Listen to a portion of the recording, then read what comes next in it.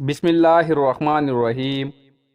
ایک مالدار تاجر مسجد میں بیٹھا تھا اور قریب ہی ایک فقیر دعا مانگ رہا تھا، یا اللہ، آج میں اس طرح کا کھانا اور اس قسم کا حلوہ کھانا چاہتا ہوں۔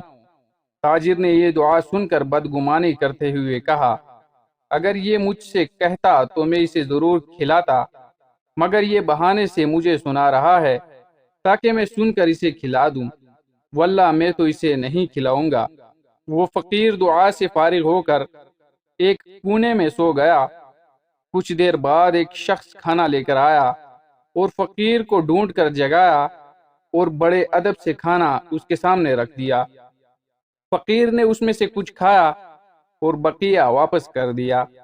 تاجر نے دیکھا تو یہ وہی کھانے تھے جن کے لیے فقیر نے دعا کی تھی۔ تاجر نے کھانا لانے والے کو اللہ تعالیٰ کا واسطہ دے کر پوچھا، کیا تم انہیں پہلے سے جانتے ہو؟ جواب ملا، بخدا ہرگز نہیں، میں ایک مزدور ہوں۔ میری زوجہ اور بیٹی سال بھر ان کھانوں کی خواہش رکھتی تھیں مگر مہیا نہیں ہو پاتے تھے۔ آج مجھے مزدوری میں ایک مسکال یعنی 4.5 ماشے سونا ملا تو میں نے اس سے گوشت وغیرہ خریدا اور گھر لے آیا۔ میری بیوی کھانا پکانے میں مصروف تھی کہ اس دوران میری آنکھ لگ گئی۔ آنکھیں تو کیا سوئیں، قسمت جاگ اٹھی۔ میرے خواب میں حضور صلی اللہ علیہ وآلہ وسلم تشریف لائے اور فرمایا، آج تمہارے علاقے میں اللہ کا ایک ولی آیا ہوا ہے، اس کا قیام مسجد میں ہے۔ جو کھانے تم نے اپنی بیوی بچوں کے لیے تیار کروائے ہیں، ان کھانوں کی خواہش اسے بھی ہے، اس کے پاس لے جاؤ، وہ اپنی خواہش کے مطابق کھا کر واپس کر دے گا۔ بقیے میں اللہ تعالیٰ تیرے لیے برکت عطا فرمائے گا اور میں تیرے لیے جنت کی ضمانت دیتا ہوں۔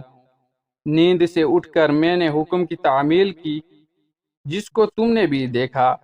تاجر کہنے لگا، میں نے انہی کھانوں کے لیے دعا مانگتے سنا تھا، تم نے ان کھانوں پر کتنی رقم خرچ کی؟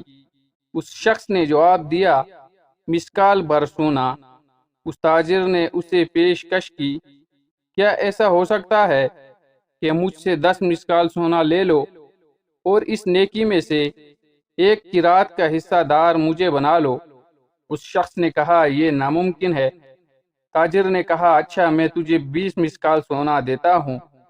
وہ شخص انکار کرتا رہا حتیٰ کہ اس تاجر نے سونے کی مقدار بڑھا کر 50 پر 100 مسکال کر دی، مگر وہ شخص اپنے انکار پر ڈٹا رہا اور کہنے لگا، واللہ جس چیز کی ضمانت رسول اکرم صلی اللہ علیہ وآلہ وسلم نے دی ہے، اگر تو اس کے بدلے ساری دنیا کی دولت بھی دے دے پھر بھی میں اسے فروخت نہیں کروں گا۔ تمہاری قسمت میں یہ چیز ہوتی تو تم مجھ سے پہل کر سکتے تھے، لیکن اللہ تعالیٰ اپنی رحمت کے ساتھ خاص کرتا ہے جسے چاہے۔